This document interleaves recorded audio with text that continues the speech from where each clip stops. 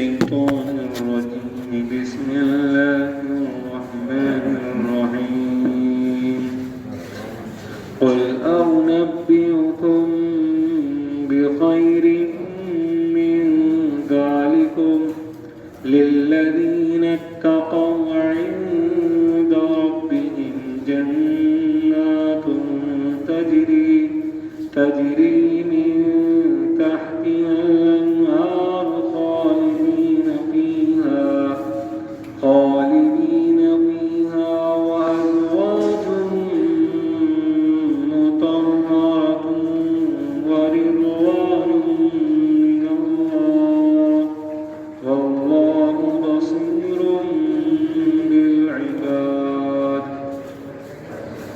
اے نبی صلی اللہ علیہ وسلم کہہ دیجئے کیا میں بتلاؤں تم کو اس سے بہتر پرہیزگاروں کے لیے ان کے رب کے پاس باغ ہے جن کے نیچے نہریں جاری ہے، ہمیشہ رہے گے ان میں، اور عورتیں ہیں ستری اور رضامندی ہے اللہ کی اور اللہ کی نگاہ میں ہے بندے۔ الذين يقولون ربنا إننا آمنا فاغفر لنا ذنوبنا وقنا عذاب النار۔ یہ وہ بندے ہیں جو کہتے ہیں اے ہمارے رب ہم ایمان لائے سو بخش دیجیے ہمارے گناہ اور بچا لیجیے ہم کو آگ کے عذاب سے۔ سورہ آل عمران کی دوسری رکوع کی آیت ہے۔ اللہ رب العزت نے اس سے پہلے والی آیت میں دنیا کی 6 مرغوب چیزوں کا تذکرہ فرمایا۔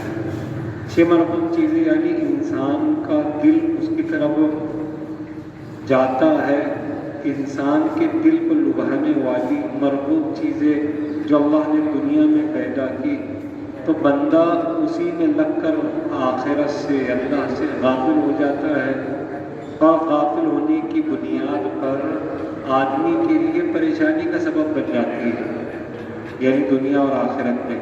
تو اللہ رب العزت فرما رہے ہیں کہ اے نبی صلی اللہ علیہ وسلم کو کہیے، یعنی تمام انسانوں کو، خاص طور پر قبیلے نجران کے لوگوں کو، کہ جن کی نگاہ میں مال و دولت، سونا چاندی، عورتیں یہی لذت کا سامان رہ گیا ہے، ان سے کہیے کہ انبئکم بخیر من ذالکم، اس سے بہتر چیز بتلاؤ، اس سے اچھی چیز وہ یہ کہ اللہ رب العزت نے ان لوگوں کے لیے جو تقوی اختیار کرنے والے ہیں، یعنی اللہ سے ڈرنے والے ہیں، فرما بردار ہے، عند ربہم جنات عدن، اللہ رب العزت نے ان کے لیے باغات بنائے۔ جنات کے معنی باغات، گھنے باغات کو جنت کہتے ہیں۔ باغات بنائے ہیں تجری من تحتی الانہار، باغوں کے نیچے سے نہریں جاری ہے، خالدین فیہا، اور چند دنوں کا باغ نہیں ہے، ہمیشہ اس میں رہے گے۔ پہلی نعمت۔ دوسری نعمت ذکر فرمائی وازواج مطہرہ، اور صاف ستھری عورتیں، یعنی حوریں اللہ رب العزت نے جنت میں بنائی ہے، ورضوان من اللہ، اور اللہ کی رضامندی ہے، واللہ بصیر بالعباد، اللہ کی نگاہ تمام بندوں پر ہے، یعنی کوئی اللہ کی نگاہ سے باہر نہیں ہے۔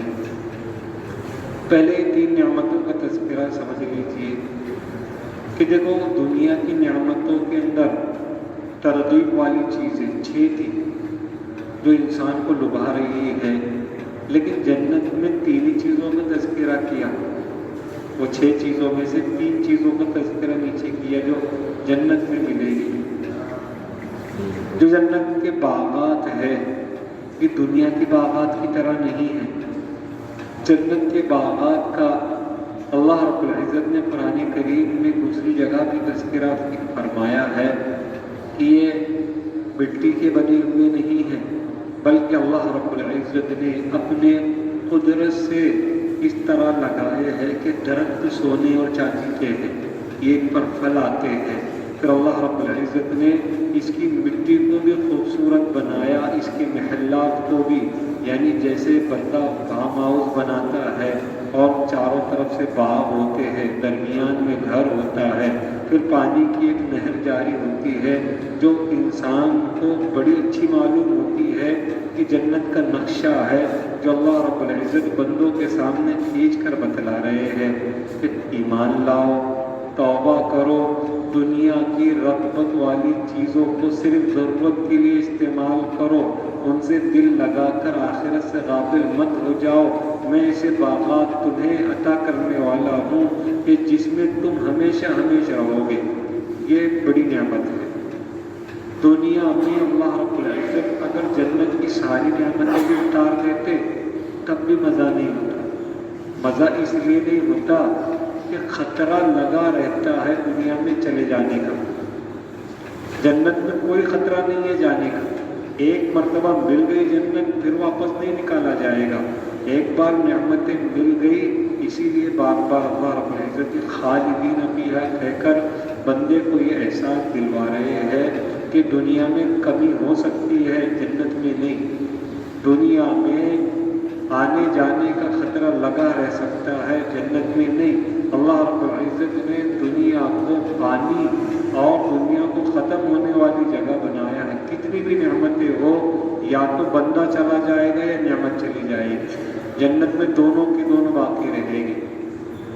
دوسری نعمت ذکر فرمائی وہ ازواج مطہرہ، اور عورتیں صاف ستھری جو اللہ رب العزت نے جنت ہی میں بنائی۔ آپ نے جمعہ میں تذکرہ سنا ہی ہے، لیکن آپ کبھی غور کریں کہ اللہ رب العزت نے انہیں تمام گندگیوں سے پاک و صاف کیا ہے۔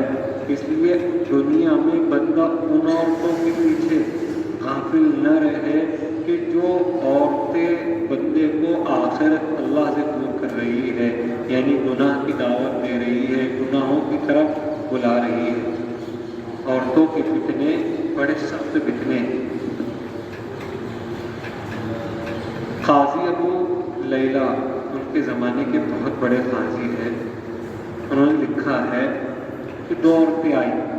دیکھیے عورتیں طبیعت دنیاوی اعتبار سے کیسی ہوتی ہے انہوں نے تذکرہ فرمایا اور بڑی حیرت کی اور بڑا عجیب واقعہ ہے کہ فرماتے ہیں دو عورتیں آئیں، ایک بڑی عمر کی تھی، ایک چھوٹی عمر کی۔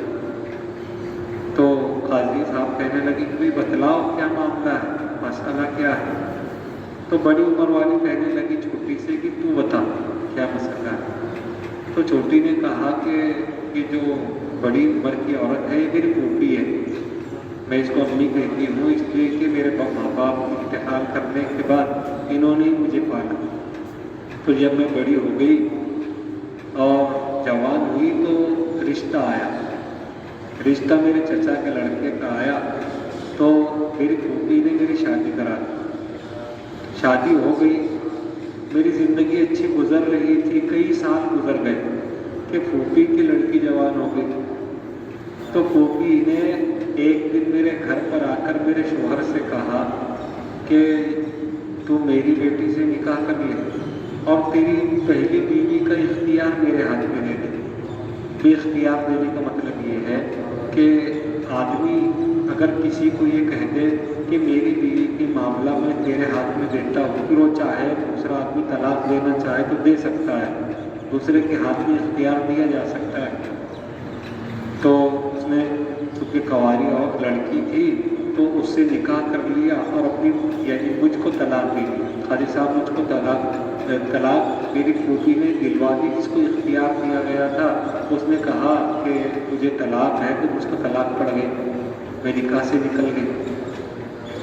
پھر معاملہ یہ ہوا کہ نکاح سے نکلنے کے بعد کئی دنوں کے بعد میری پھوپھی کا شوہر آیا، بڑا حسن پرست آدمی تھا، میں بھی بن سنور کر بیٹھ گئی اور میں نے کہا کہ مجھ سے نکاح کرنا چاہتا ہے، تو اس نے کہا کہ ہاں، کہا تیری بیوی کا اختیار میرے ہاتھ میں دے اور مجھ سے نکاح کر لیا۔ تو میں نے اپنے پھوپھی کے شوہر سے نکاح کر لیا اور اختیار مجھے ملا تو میں نے میری پھوپھی کو طلاق دلوا دی، طلاق ہو گئی۔ تو بیچارے قاضی ابو لیلہ حضرات پریشان، چل کیا رہا ہے؟ کہنے لگی ابھی واقعہ ختم نہیں ہوا، پھر یہ میرے پھوپھی کا جو شوہر میرا شوہر بنا تھا اس کا انتقال ہو گیا۔ پھر انتقال ہونے کے بعد میری پھوپھی آئی اور کہنے لگی کہ بھئی مجھے تو حصہ چاہیے۔ تو میں نے کہا کہ تجھے زندگی میں طلاق مل گئی تھی تو جس عورت کو زندگی میں طلاق مل جائے اس کو وراثت میں کوئی حصہ نہیں ملتا۔ تو وہ لڑنے لگی، جھگڑنے لگی۔ اس نے میرے پہلے شوہر کو اور اس کی بیٹی کو بھی بلایا اور درمیانی آدمی بنایا کہ فیصلہ کرے۔ اب وہ درمیانی آدمی جو میرا پہلا شوہر تھا اس نے کئی سالوں کے بعد مجھے دیکھا تو مرد پہلی محبتوں کو نہیں بھولتا، میری طرف نگاہ ڈالی تو میری طرف فریب ہوا۔ میں نے کہا تو نکاح کرنا چاہتا ہے؟ میں نے کہا ہاں۔ کہا تیری پہلی بیوی کا اختیار میرے ہاتھ میں ہے۔ تو اس نے اختیار ہاتھ میں دے دیا، اس نے نکاح کر لیا، یعنی پہلا شوہر اس کا واپس اسی کے پاس آ گیا اور اس نے اپنی پھوپھی کی لڑکی کو طلاق دلوا دی، یعنی ماں کا بھی شوہر گیا اور بیٹی کا بھی شوہر گیا، دونوں کے شوہر اس کی ہو گئے۔ تو قاضی حیران، قاضی کہنے لگے کہ اب فیصلہ کیا ہے، مسئلہ کیا ہے، کیوں آئے؟ کہنے لگی پھوپھی کہ اس نے تو حرام کام کیا ہے، مجھ سے میرا شوہر بھی چھین لیا، میری بیٹی کا شوہر بھی چھین لیا، میری جائیداد بھی پوری کی پوری اس کی ہوئی اور اس کے پہلے شوہر کی بھی جائیداد اس کی ہی ہو گئی، سب کی سب اس کا ہو گیا۔ قاضی صاحب کہنے لگے اس نے جو کچھ کیا سب کی سب حلال ہے، جتنی کی جتنی چیزیں کی ہے سب کے سب شریعت میں حلال اور جائز ہے۔ میں بتلانا یہ چاہ رہا تھا اس واقعے کے ذریعے سے کہ دنیا کی محبت فانی ادھوری چھوٹنے والی ہے، ختم ہونے والی ہے، بھروسے کے قابل کوئی چیز نہیں ہے۔ اس لیے اللہ بندے کو رغبت دلا رہے ہو ازواج مطہرہ کہ تمہارے لیے جنت میں ایسی عورتیں ہیں کہ نہ انہیں اینسی ہے، نہ نفاس ہے اور نہ ان پر بیماریاں ہیں اور نہ ان میں کے پاس کوئی گندگی پھٹکتی ہے، مطہرہ وہ ستھری ہے، صاف ستھری ہے۔ اور تیسری نعمت ذکر فرمائی جو سب سے اونچی نعمت ہے وہ رضوان من اللہ، اور اللہ کی رضامندی ہے۔ بندہ دنیا میں کتنا ہی عبادت کر لے اسے پتہ ہی نہیں چلتا اللہ اس سے راضی ہوا کہ نہیں ہوا، لیکن جنت میں تو اعلان خود اللہ فرمائیں گے جب جنتی جنت میں پہنچ جائیں گے۔ یہ روایت ہے کہ جب پہنچیں گے اللہ خود نعمتیں دے دیں گے، پھر پوچھیں گے میرے بندو تم راضی ہو، تمہیں جتنی نعمتیں ملی ہے کہ تم اس سے خوش ہو یا اور کچھ چاہیے؟ بندے کہیں گے اللہ آپ کیا چاہیے، اتنی ساری نعمتیں تو آپ نے عطا فرما دی۔ تو اللہ رب العزت فرمائیں گے ابھی ایک نعمت اور بچی کہ میں تم سے راضی ہوں، کبھی ناراض نہیں ہوگا۔ اور یہ سب سے اونچی اور سب سے بڑی نعمت بندے کو حاصل ہو جائے گی۔ دنیا میں کی بھی کام کی یہی نعمت ہے کہ اللہ راضی نہیں کوئی کام نہیں بنے گا، اور آخرت میں بھی اللہ راضی نہ ہو تو جنت بھی نہیں ملے گی، اور جنت میں پہنچنے کے بعد اللہ راضی ہو جائے تو ساری کی ساری نعمتیں بندوں کو ہلکی نظر آئے گی، چھوٹی نظر آئے گی۔ تین چیزوں کا کیوں نہیں ذکر کیا؟ اوپر کی آیتوں میں جو 6 چیزیں آئی تھی اس میں 3 ہی کیوں آئی؟ آخرت کا معاملہ آیا تو 3 چیزیں، اور جنت دنیا کا معاملہ تھا تو اللہ نے 6 چیزوں کو مربوط بنایا تھا۔ دیکھیے اوپر کی آیت میں اللہ رب العزت نے سونے چاندی کا تذکرہ کیا۔ سونا چاندی بندے کو خرید و فروخت کے لیے چاہیے، مال بڑھانے کے لیے چاہیے، دنیا میں بندے کو کوئی بڑائی ظاہر کرنے کے لیے سونا چاندی چاہیے۔ اللہ نے جنت میں اتنا حقیر سونا چاندی کو بنایا ہے کہ اس کی تو اینٹیں بنا رکھی ہیں۔ اللہ رب العزت نے محلوں کی اینٹیں، پلنگ کے پہیے سونے اور چاندی کے بنائے ہیں، اور کوئی درخت جو لکڑی کی دنیا میں لکڑیاں ہے ایسی اللہ نے جنت میں سونا چاندی بنایا ہے۔ اس لیے اللہ نے اس کی ضرورت نہیں سمجھی ذکر کرنے کی، اس لیے کہ وہاں اس کی ضرورت ہی نہیں ہے، اہمیت ہی نہیں ہے۔ پھر اللہ رب العزت نے گھوڑوں کا تذکرہ نہیں کیا، اوپر کے آیت میں گھوڑوں کا تذکرہ تھا۔ سب سے پہلی چیز تو یہ ایک چیز ذہن میں رکھو، جنت نام فیہا ما تشتہیہ الانفس وتلذ الاعین کا نام، جو چاہت ہوگی وہ ملے گا۔ جو لذت انسان کے دل میں پیدا ہوگی اس کے مانگے بغیر حاصل کر دی جائے گی. جنت اسی کا نام ہے. تو اس لیے گھوڑوں کی ضرورت ہی نہیں. لیکن اس کے علاوہ روایتوں میں آتا ہے، طبرانی کی روایت ہے کہ اللہ کے نبی صلی اللہ علیہ وسلم نے فرمایا کہ اللہ جمعہ کے دن بندوں کو گھوڑے عطا کریں گے جن پر سوار ہو کر وہ اپنے رشتہ داروں سے جنت میں ملنے کے لیے جائیں گے، اپنے دوستوں اقارب سے ملنے کے لیے جائیں گے. اولاد کا تذکرہ نہیں کیا، اوپر اولاد کا تذکرہ تھا. اولاد کا تذکرہ اس لیے نہیں کیا کہ دنیا میں اولاد کی ضرورت بڑھاپے کی لاٹھی کے لیے ہوتی ہے یا اپنی نسل کو آگے بڑھانے کے لیے ہوتی ہے. جنت میں بندہ مرے گا ہی نہیں.